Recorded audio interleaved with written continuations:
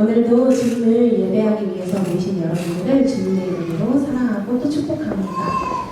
저희 이 시간, 저희 마음 가운데 임하실 주님을 다시 한번 기대하면서 주님의 이름을 높여드리는 그런 고백하는 그런 시간을 가지도록 하겠습니다.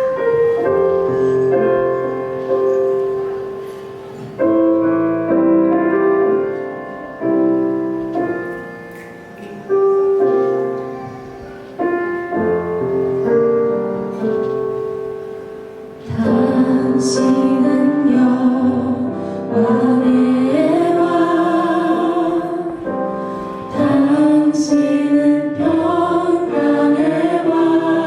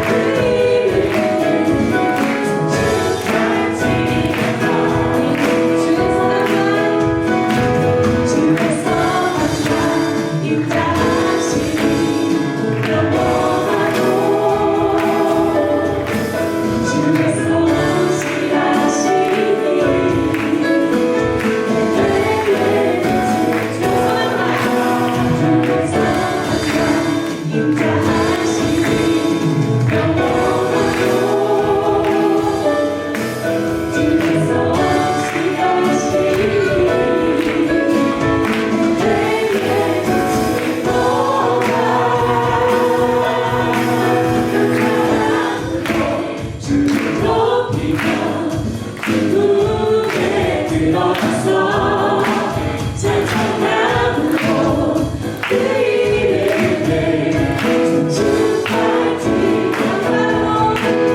감사함으로 주를 높이며 눈에 들어가서 찬송함으로 그 이름을 축복하지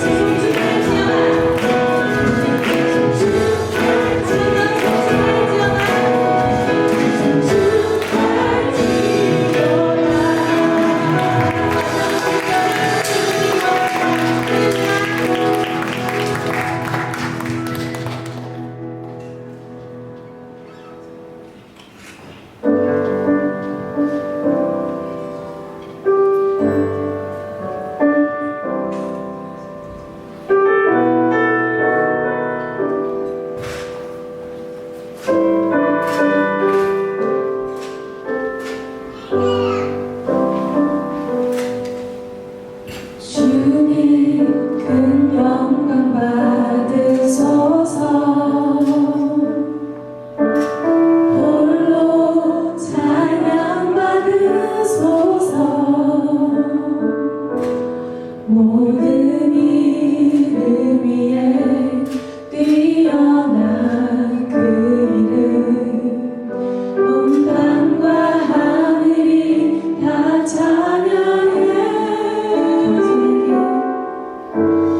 겸손하게 우리 무릎 꿇고 주 이름 앞에 영광 돌리세 모두 절세 독생자 예수 주님께 찬양 드리니 모든 영광과 존귀와 능력 받으소서 받으소서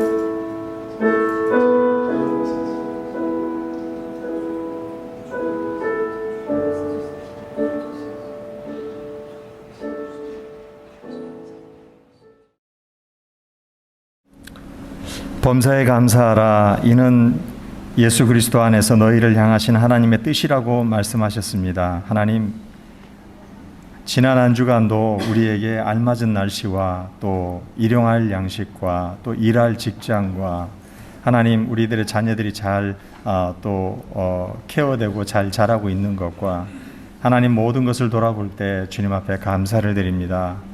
하나님, 다만 하나님 우리가 날마다 순간순간마다 하나님 앞에 주님의 주시는 그 은혜를 은혜되게 하는 것은 하나님 우리가 늘 감사하는 것뿐인 줄 압니다. 하나님, 감사함으로 주님 앞에 나아가서 주님 앞에 기쁨을 올려드리는 우리 은혜교회 식구들이 될 수 있도록 주님 도와주시옵소서.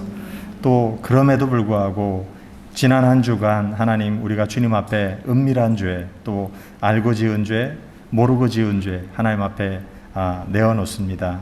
하나님, 이 시간 예배하기 전에 주님 앞에 이 죄의 문제를 아버지 하나님 용서받고 주님 앞에 거룩하신 주님 앞에 나아갈 수 있도록 하나님 인도하여 주시옵소서. 하여 그 말씀의 위로와 또 말씀의 그 따뜻함과 하나님 말씀이 주시는 한없는 그 치유를 우리가 오늘 이 시간에 맛보아 할 수 있도록 주여 인도하여 주시옵소서. 아버지 하나님, 오늘 우리가 주님을 예배하려고 모였습니다. 각자 어떤 생각, 어떤 마음으로 이 자리에 서 있는지 주님은 아실 줄 압니다. 그런데 예배 때마다 하나님 앞에 죄송할 때가 많이 있습니다. 사무엘상을 통해 하나님 나라를 막아서는 세력을 남김없이 제거하라는 하나님의 말씀에 불순종했던 사울에게 사무엘은 여호와께서 번제와 다른 제사를 그의 목소리를 청종하는 것을 좋아하심같이 좋아하시겠나이까? 순종이 제사보다 낫고 듣는 것이 순양의 기름보다 낫다고 했습니다. 또한 이스라엘 백성들이 준비되지 않은 마음으로 주님 앞에 의식처럼 양을 잡아 제단 앞에 피를 뿌리고 죄사함을 받았노라 돌아서서 나아가는 것을 싫어하셨던 하나님, 우리가 드리는 예배를 기쁘게 받으실지 깊이 돌아볼 수 있도록 오늘 예배를 통해 우리를 향하신 여호와의 생각과 마음을 깨달을 수 있도록 도와주시기를 원합니다. 주님, 주님의 말씀은 변함이 없는데 세상의 시류를 따라 성도가 변하고 교회가 변해갑니다. 어떤 상황 가운데서도 순결한 예배자, 말씀처럼 변함이 없는 교회, 하나님 사랑과 이웃 사랑하는 교회를 주님 오시기까지 고집스럽게 지키는 교회, 그런 교회가 꾸민 우리 은혜교회가 되게 하여 주시옵소서. 말씀이 선포될 때 어둠의 권세가 물러가게 하시고 지친 영혼이 쉼을 얻고 갈급한 영혼의 목마름이 시원함을 얻으며 병든 육체가 소상하는 놀라운 은혜가 있게 하여 주시옵소서. 또한 주님의 크신 계획과 생각이 우리 교회에 자라나는 어린아이들과 학생과 청년들을 통해 이루어지는 것을 우리가 목도하는 증인들이 되게 하여 주시옵소서. 성령의 임재가 예배가 끝나기까지 우리 모든 성도의 생각과 마음을 지키시고 받은 은혜를 한 주간 삶의 현장에서 지키려고 힘쓰고 애쓰는 흔적이 있도록 동행하여 주시기를 원합니다. 이 시간 말씀을 통해 하나님 우리 영혼이 또 위로를 받고 또 귀한 깨달음을 얻을 수 있도록 주님 집중하여 들을 수 있도록 주님 도우시고 예배가 끝나기까지 악한 사탄으로부터 우리 주님 지켜주시기를 간절히 바라옵고 원하며 예수님의 이름으로 기도했습니다. 아멘.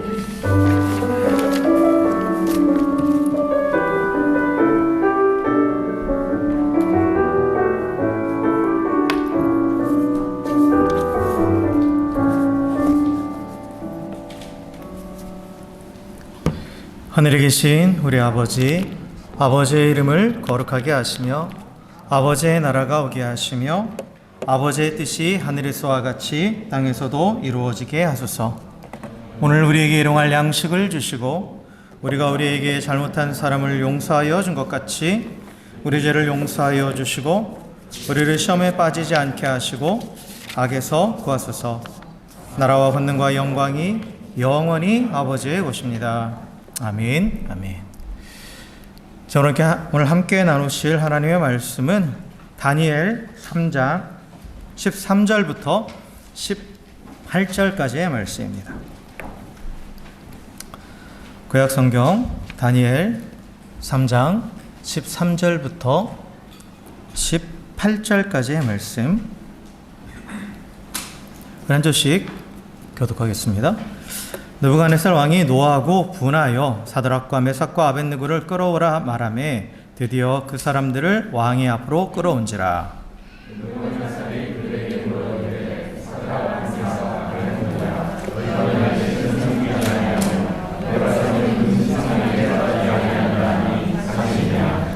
이제라도 너희가 준비하였다가 나팔과 피리와 수금과 사명금과 양금과 생황과 및 모든 악기 소리를 들을 때 내가 만든 신상 앞에 엎드려 절하면 좋거니와 너희가 만일 절하지 아니하면 즉시 너희를 맹렬히 타는 풀무불 가운데에 던져 놓을 것이니 능히 너희를 내 손에서 건져낼 신이 누구이겠느냐 하니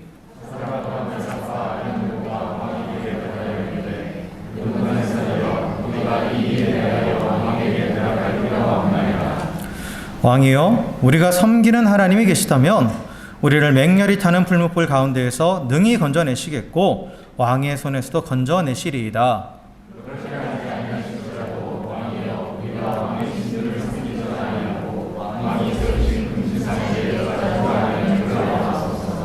아멘, 아멘. 할렐루야, 할렐루야. 네, 우리 옆에 계신 분하고 이렇게 인사했으면 좋겠습니다. 네, 당신의 얼굴을 보니 내 마음이 참 편안해집니다. 이렇게 인사합시다. 네. 네.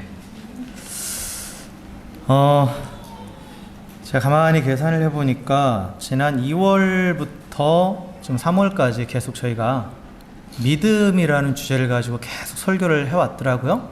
그죠? 그래서 맨 처음에 누가복음 17장부터 시작했죠.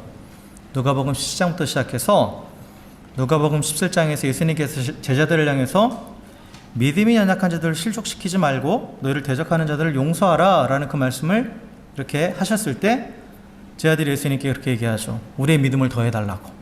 그러니까 예수님 말씀을 내가 못 지키겠다. 순종할 수 없겠다. 그러니까 지금 나의 믿음으로는 안 되니까 나에게 믿음을 더해달라고 그렇게 예수님께 요청했을 때 예수님이 뭐라고 말씀하십니까?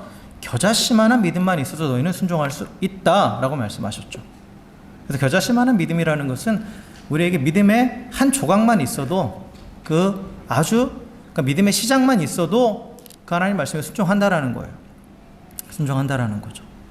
그래서 우리가 그 뒤에 이어가지고 계속해서 이제 아브라함을 통해서 세 번에 걸쳐서 아브라함을 통해서 믿음이 무엇인지에 대해서 쭉 말씀을 나눴습니다. 여러분이 당연히 기억 못하시니까 제가 간단하게 정리해드리면 아브라함을 통해서 우리가 또 보았던 믿음은 첫 번째, 믿음은 하나님이 보여주시는 것을 선택하는 것이다 라는 거였죠. 그래서 믿음의 사람은 상황과 환경을 눈에 보이는 상황과 환경에 따라서 움직이는 게 아니라 하나님의 약속을 따라 움직인다 라는 것에도 말씀을 드렸고, 두 번째로 믿음이라는 것은 하나님을 전적으로 신뢰하는 것이다 라고 말씀드렸죠. 그래서 믿음의 사람은 그 어떤 대안도 남겨놓지 않고 그 어떤 옵션도 남겨놓지 않고 오직 하나님만 붙잡고 의지한다 라고 말씀을 드렸고, 그리고 세 번째로 믿음은 하나님의 약속에 가장 큰 가치를 두는 것이다. 그래서 아브라함이 그 언약의 성취를 위해서 바가지를 쓰고 정말 말도 안 되는 터무니없는 돈을 지불하면서 쓸모없는 땅을 산 것처럼 그 하나님의 약속을 바라보는 사람은 그 약속의 성취를 위해서 기꺼이 대가를 지불한다 라고 말씀을 드렸어요. 그래서 하나님께서 우리 가운데 심어주신 믿음은 이러한 모습, 이러한 특징을 가지고 있는데, 그런데 이러한 믿음은 무엇으로 나타나냐면 사실 순종이라는 행위로 나타나는 거예요. 결국 믿음과 순종은 뗄래야 뗄 수 없는 거예요, 사실. 그렇죠? 그래서 믿음은 순종이라는 것을 통해 나타나고 또 순종을 통해서 믿음은 성장하는 거죠. 그래서 겨자씨만한 믿음만 있으면 순종을 할 수 있는 모티베이션은 충분하다라는 거예요. 그래서 순종을 하기 시작하면 그때부터 믿음이 성장하는 거고, 또 믿음이 성장하는 만큼 또 더 순종하게 되고, 더 순종하는 만큼 믿음이 계속 자라간다라고 예수님께서 그렇게 말씀하신 거죠. 그러면서 우리가 또한 누가복음의 그 가룟 유다를 보면서, 그런데 우리가 헷갈릴 수 있는 게 하나 있다. 믿음과 유사 믿음, 믿음이 아닌 것. 그래서 우리가 흔히 믿음으로 착각하는 것, 그게 하나가 뭐가 있냐면 신념이라고 그랬죠. 신념. 특별히 종교적인 신념. 그래서 믿음과 유사해 보이지만 절대 믿음이 아닌 것. 그렇죠? 그래서 믿음은 뭐라고 그랬어요? 하나님을 믿는 것이라고 그랬고, 신념은 뭐라고 그랬죠? 하나님에 대한 나의 생각을 믿는 것이라고 그랬어요. 하나님에 대한 나의 생각을 믿는 것. 그렇기 때문에 이 둘은 완전히 다르다라는 거죠. 하나님에 대한 나의 생각을 믿는다라는 것은 다른 말로 표현하면 내가 만들어낸 하나님을 믿는 거예요. 그리고 내가 만들어낸 하나님이 뭐죠? 우상이에요.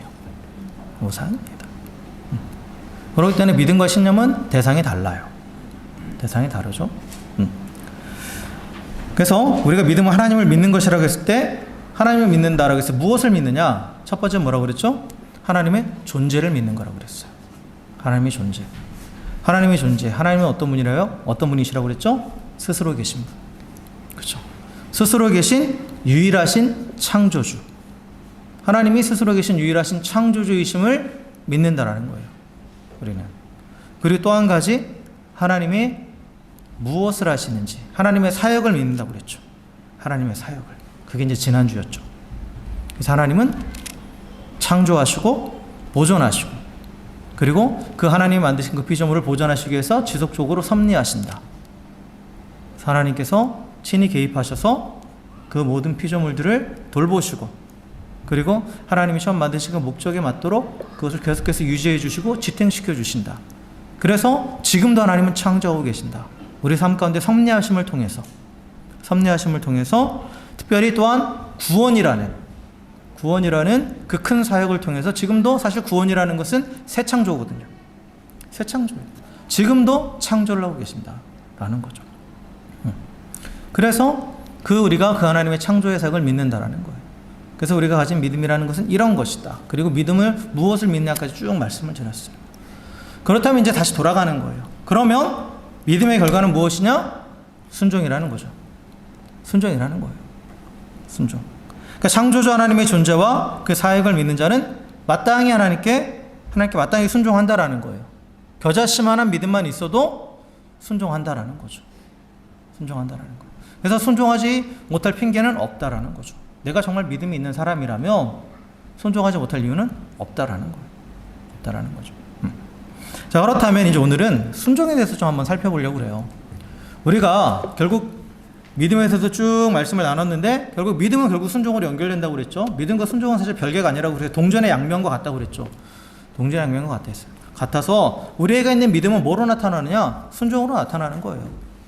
순종으로 나타나는 건데 그렇다면 이 순종에 대해서 우리가 살펴볼 때 정확한 순종의 원리가 무엇이고 또 온전한 순종이 무엇인가?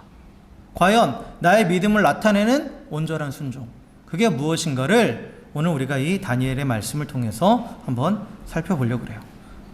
자, 오늘 이 다니엘서의 사건은 우리가 잘 아는 사건이죠. 다니엘의 세 친구들이 느부갓네살의 금신상 앞에서 절하지 않았죠.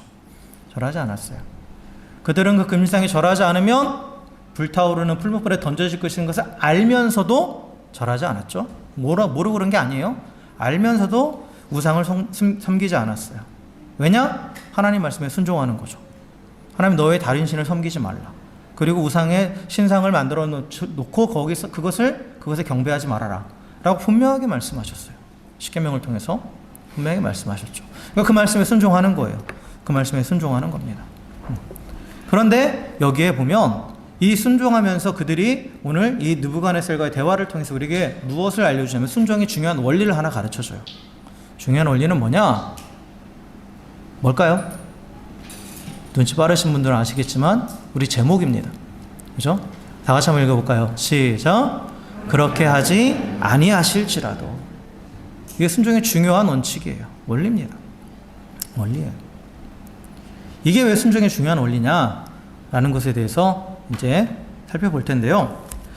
이 순종이라는 것, 우리는 단순히 어떠한 그 말을 지키는 것, 행동하는 것, 그거로 생각을 하는데 사실 순종이 가지고 있는 정확한 의미는 뭐냐면 순종은 창조주 하나님을 향한 신뢰의 표현입니다.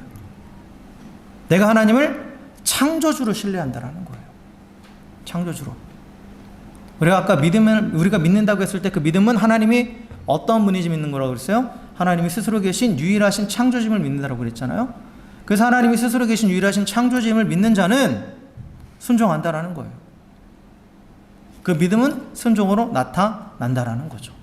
그래서 오늘 이 말씀처럼 비록 내가 원하는 어떤 결과가 나타나지 않아도 내 눈앞에 당장 내 순종에 따른 어떤 보상이 주어지지 않아도 그거와는 관계없다라는 거예요. 내가 순종할지 말지 여부는 그걸로 결정되는 게 아니라는 거죠. 무엇으로 결정되느냐? 하나님이 창조주시라는 그 사실 때문에 순종한다라는 거예요. 순종한다라는 거죠. 그래서 어떠한 결과가 있더라도 그렇게 하지 아니하실지라도 나는 순종합니다 라고 그렇게 말하는 거예요. 많은 사람들이 착각하는 게 있어요. 순종을 통해서 내가 하나님으로부터 뭔가를 얻어내겠다라는 생각을 해요. 솔직히 그러지 않아요?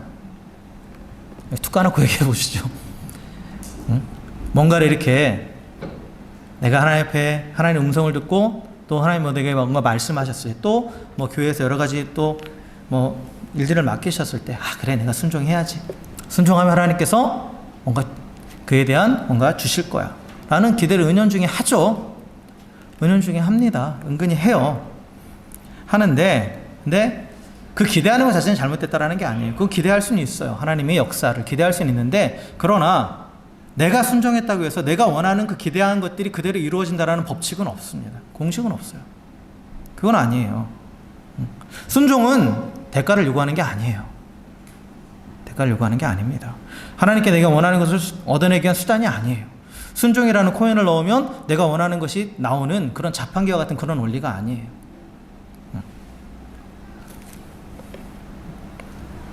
순종은 하나님과 우리와의 관계의 표현이에요. 관계의 표현입니다.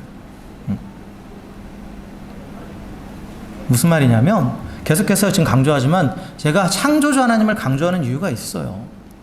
창조주 하나님을 강조하는 이유. 하나님이 창조주 되심으로부터 우리 신앙은 시작하는 거예요. 예수 그리스도부터 시작하는 게 아니에요. 엄밀히 말씀드리면 우리 모든 신앙의 출발점은 하나님이 창조주 되신다라는 거예요. 창조주 되신다라는 거고 그 창조주됨으로부터 모든 신앙이 출발하는 거고 그러면 그 하나님이 우리의 창조주 되신다라는 것으로부터 시작하면 나는 뭐예요? 피조물이라는 그런 결과가 나오죠.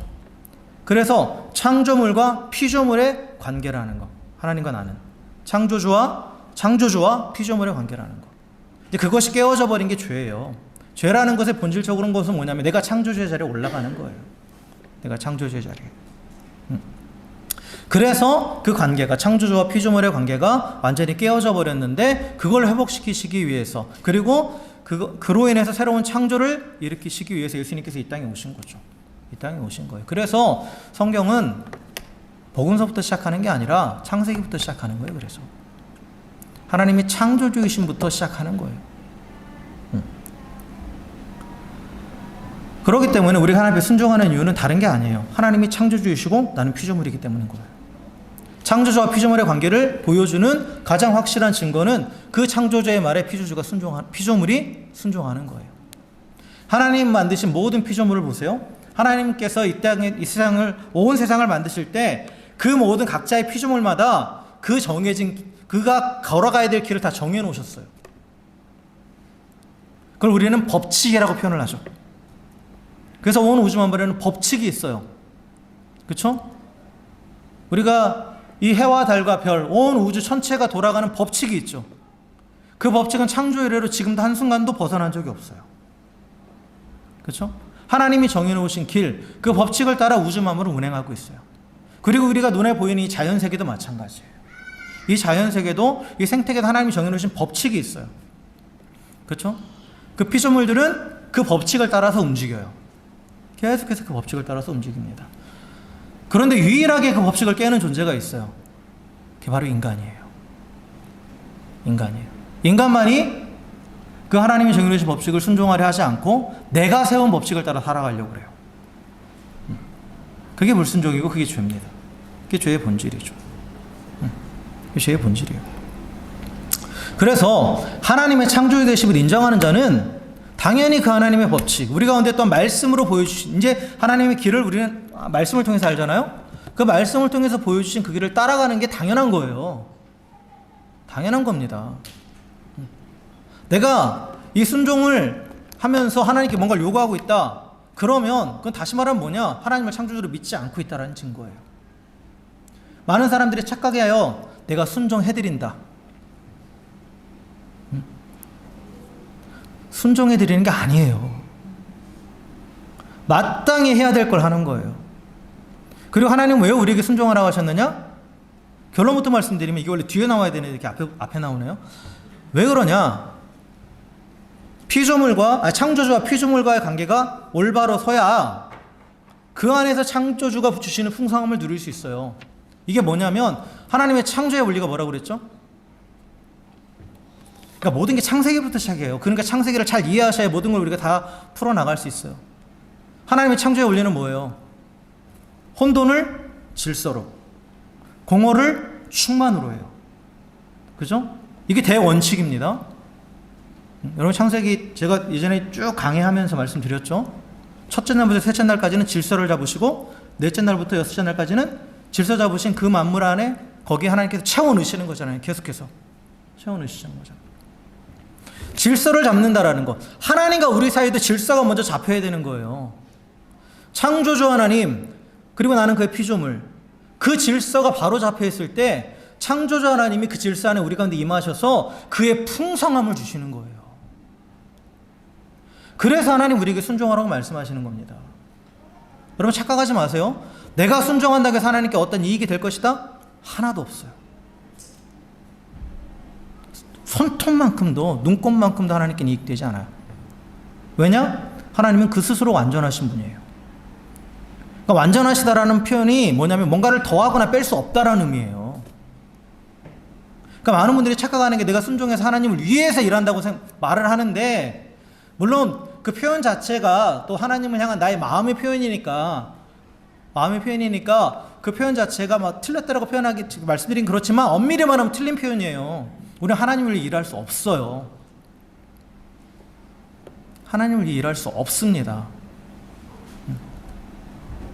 그리고 우리가 그 하나님을 위해 한다는 그 모든 것들은 결국은 누구를 위한 거냐? 나를 위한 거예요. 나를 위한 거예요. 그러니까 하나님을 위해 순종하는 게 아니에요. 순종을 통해서 내가 하나님과 올바른 관계 안에 들어가고, 그럴 때 하나님의 풍성함을 누릴 수 있기 때문에,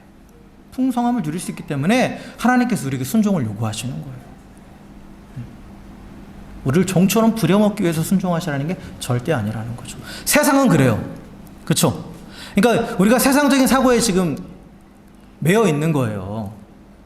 하나님에 대해서 이해할 때도 우리 세상적인 사고를 가지고 판단하는 거예요. 세상은 어떤 권력자가 자신에게 순종을 요구할 때는 뭐예요? 네가 나에게 순종하면 내가 그 반대급부로 뭔가를 줄 것이고 그 순종을 통해서 내가 뭔가를 얻어내겠다라는 거잖아요. 내 권위를 세우든지 뭐 물질적인 걸 얻든지. 그렇죠? 근데 하나님은 그게 아니에요. 순종을 통해서 오히려 하나님의 그 풍성한 은혜를 누리게 하시겠다라는 거죠. 그래서 이 순종이라는 것은 우리가 어떤 행위를 생각하는데 사실 순종이라는 것도 관계적인 용어입니다. 관계적인 용어예요. 하나님과 내가 어떤 관계 가운데 있는가를 보여주는 그러한 말이라는 거죠. 말이라는 거예요. 오늘 보면 이 다니엘과 세 친구, 물론 바라고 소망하는 건 있어요. 뭐라고 바라고 소망하냐면 17절에 보니까 우리가 섬기는 하나님이 계시다면 우리를 맹렬히 타는 풀무불 가운데서도 능히 건져내시겠고 왕의 손에서도 건져내시리이다. 내가 지금 이렇게 하나님 말씀에 순종했을 때 하나님께서 우리를 건져내실 것이다 라는 소망은 있어요. 기대는 있어요. 그거 자체는 잘못된 게 아니에요. 근데 그걸 강요할 수는 없는 거예요. 그러니까 이 뒤에 말이 더 중요한 거예요. 사실 이 뒤에 말이 더 중요한 게 뭐냐면 뭐라고 말하죠? 이 뒤에 말에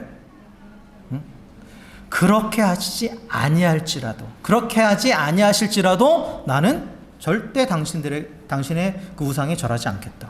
나는 그렇게 하지 아니하실지라도 순종하겠다 라고 얘기하는 거죠. 왜요?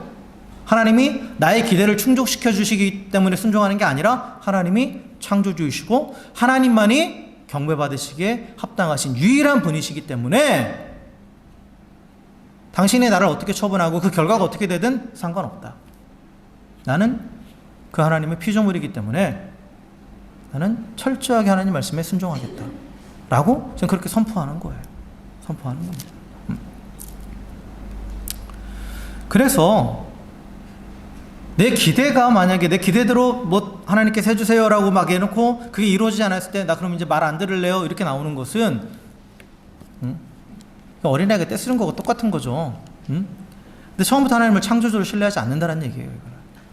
나와 하나님과 관계 자체가 설정 자체가 잘못됐다라는 거죠. 하나님과 우리의 관계는 계약 관계가 아니고 거래 관계가 아니죠. 거래하는 게 아니에요. 하나님과 거래하려고 하는 거죠. 근데 절대로 거래할 수 없어요. 하나님과는. 우리가 거래는 언제 합니까? 너도 이익이 되고 나도 이익이 될 때 거래하는 거잖아요. 거래라는 건 그거예요. 그죠? 그래서 계약을 맺잖아요. 계약을 맺어요. 응? 근데 좀 전에도 말씀드렸지만 하나님은 우리를 통해서 이익 받을 게 하나도 없어요. 거래라는 게 성립할 수 없습니다. 하나님 일방적으로 베푸시는 거예요. 그래서 하나님과 우리의 관계는 은혜의 관계예요. 그리고 언약의 관계죠. 일방적으로 베푸시겠다는 언약의 관계예요. 그 순종은 하나님한테 뭔가를 얻어내는 수단이 절대 아니라는 거죠. 절대 아니라는 거예요. 근데 사실 이제 우리가 신앙생활을 하다 보면 뭐 이렇게 하나님 앞에 이제 뭔가를 이루어 주시면 이렇게 할게요. 내가 지금 이렇게 하니까 뭔가 이루어 주세요 하면서 할 때가 많이 있죠. 솔직히 많이 있어요. 은연중에 있습니다. 근데 그러다가 기대가 충족되지 않으면 물론 여기 계신 뭐 대부분 분들은 그럴 거예요. 그렇다고 내가 하나님을 안 믿겠다라는 건 아니고 믿음을 철회하진 않죠.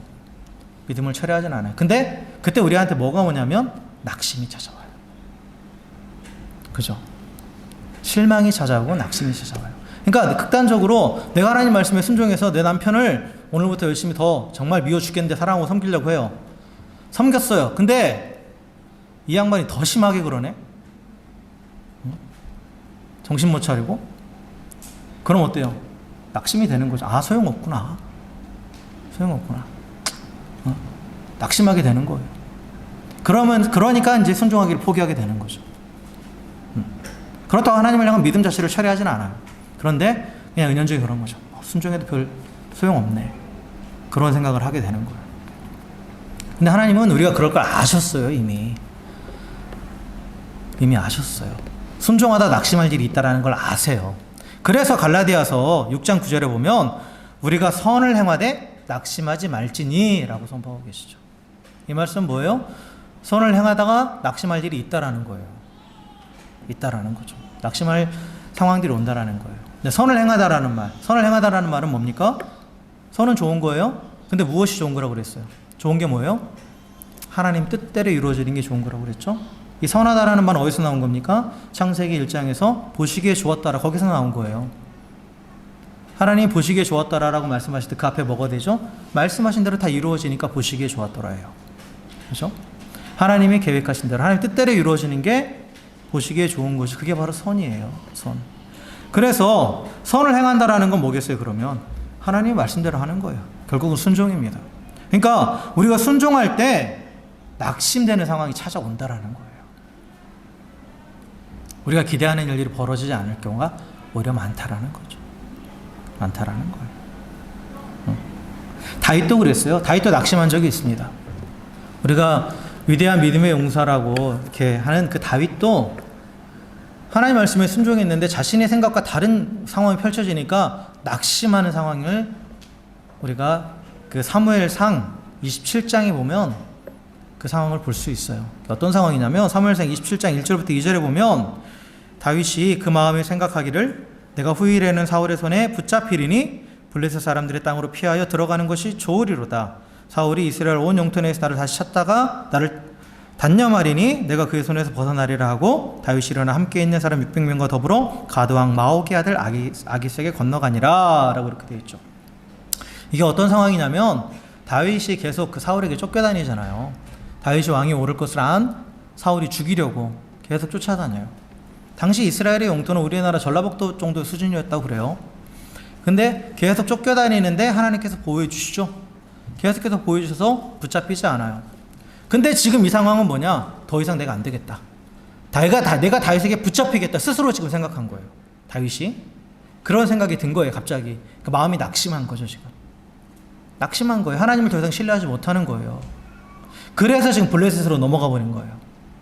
그래서 넘어가 버린 거예요. 근데 왜 다윗이 이걸 낙심하게 됐느냐? 사울이 계속 쫓아와서? 아니에요. 그 이전에 사무엘상 26장에 보면 무슨 사건이 기록되어 있냐면 사울이 다윗을 쫓다가 자기 진영에서 잠들었는데 그 부하들도 다 잠들었어요.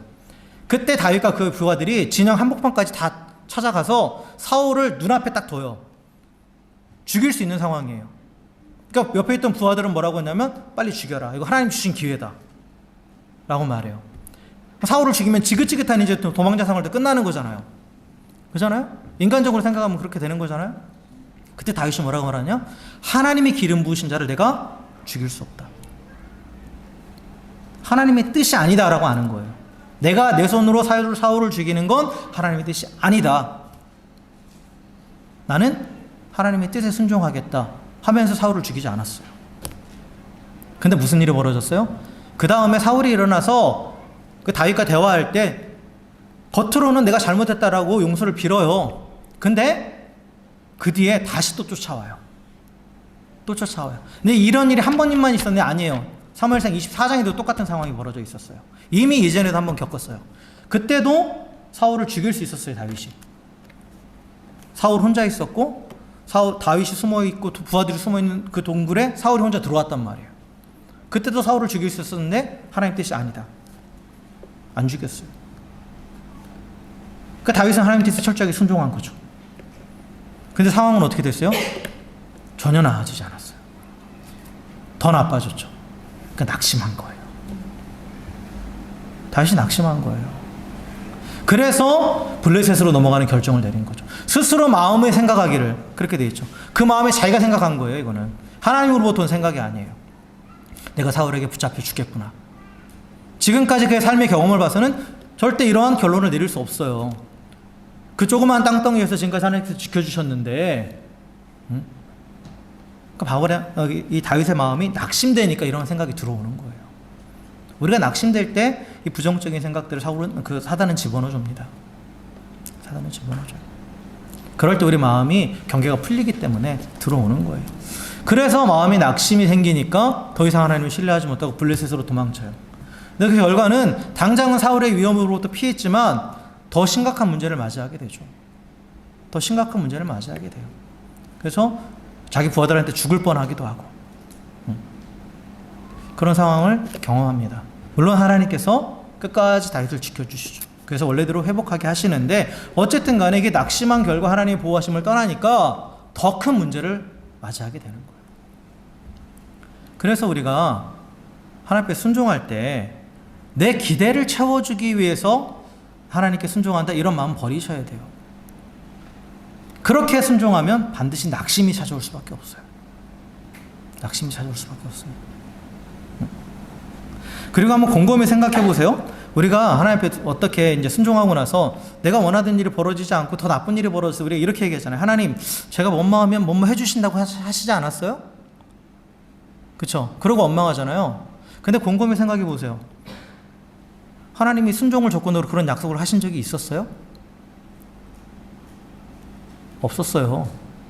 내가 혼자 북치고 장구치고 한 거예요. 내가 혼자. 내가 일방적으로 하나님 앞에 내가 이러이런 일을 하겠습니다. 내가 하나님의 말씀에 이렇게 순종하겠습니다라고 조건을 제시해놓고 그러면 그 대가로 뭘 해주세요 하고 내가 요구한 거예요. 내가 요구한 거지 하나님께서 그렇게 말씀하신 적은 없어요. 그러니까 내가 일방적으로 거래를 튼 거예요.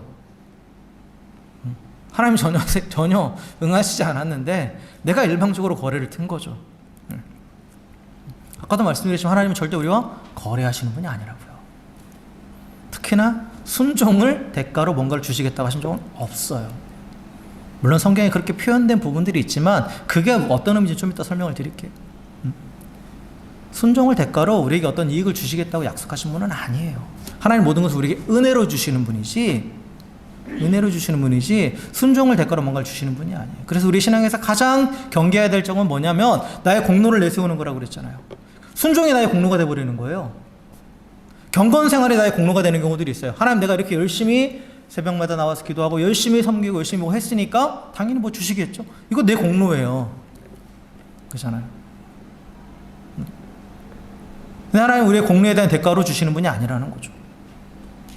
기독교 신앙은 공로의 대가가 아니라 철저하게 은혜입니다. 모든 것이 하나님으로부터 온 은혜지 우리가 어떤 무언가를 해서 순종했다고 해서 또 나름대로 경건생활을 열심히 했다고 해서 뭔가를 얻어내는 기브 앤 테이크의 원리가 작동하는 것이 아니라고 분명히 말씀을 드리죠. 세상은 기브 앤 테이크의 원리예요. 그죠? 그래서 하나님을 볼 때도 세상의 관점으로 보시니까 그런 문제들이 생기는 거예요. 교묘하게 하나님과 이 세상의 것을 뒤섞어버리는 이것도 혼합주의예요. 내가 하나님과 다른 신을 겸하여 섬기는 것만이 혼합주의가 아니라 하나님을 세상의 관점으로 바라보면서 그렇게 판단하고 하는 것도 혼합주의예요.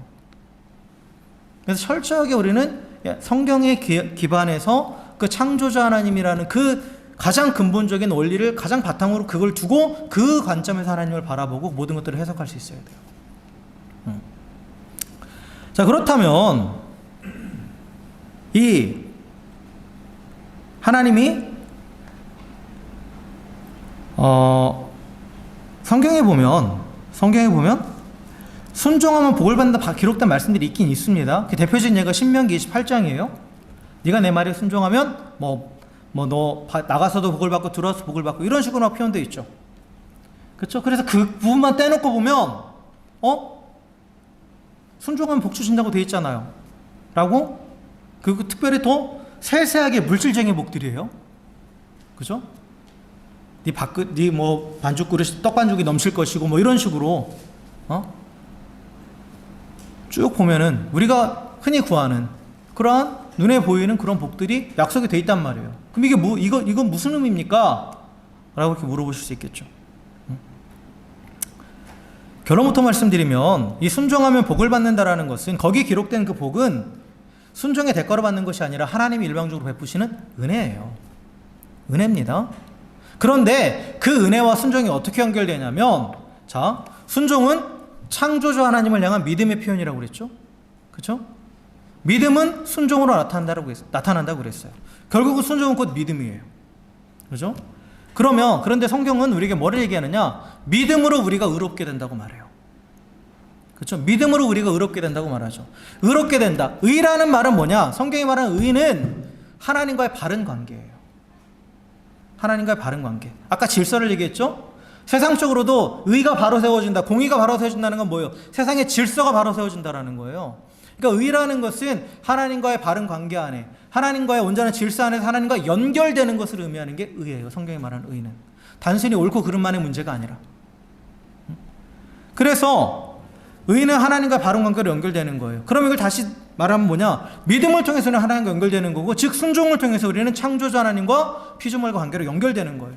그래서 하나님과 우리 가운데 질서가 잡힌다고 그랬죠. 그러면 하나님이 어떻게 하신다고 그랬어요? 그 가운데 임하셔서 충만하게 채워주시는 거예요. 충만하게 채워주시는 거예요. 그게 바로 뭡니까? 임마누엘이에요. 임마누엘. 하나님 우리 안에 충만하게 거하시는 거예요. 임마누엘.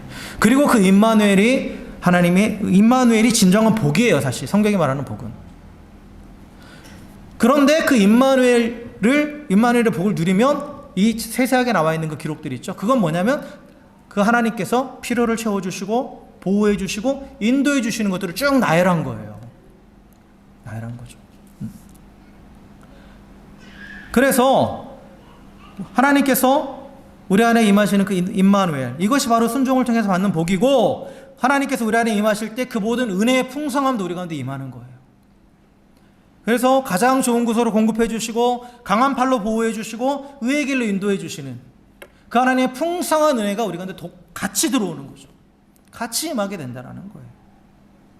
그래서 하나님 함께 하시기 때문에 보호받고 공급받고 인도받는 그 은혜를 누리게 되는 거죠. 누리게 되는 거예요. 순종에서 바로 이 눈에 보이는 어떤 물질적인 은혜와 연결되는 게 아니라, 순종이 그러한 수단이 아니라 순종은 결국 내가 하나님 안에 거하고 있다라는, 그리고 하나님이 내 안에 거하신다라는 그러한 증거가 되기 때문에 자연스럽게 그 결과들이 따라온다라는 거죠. 따라온다라는 거예요.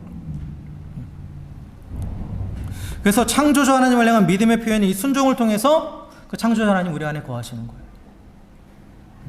그래서 임마누엘을 복을 누리게 되고, 그럴 때 그 하나님이 가지고 계신 모든 풍성함을 똑같이 우리가 누리게 되는 거죠. 그 은혜를 누리게 되는 거예요. 값없이 누리는 거예요. 순종해서가 아니에요.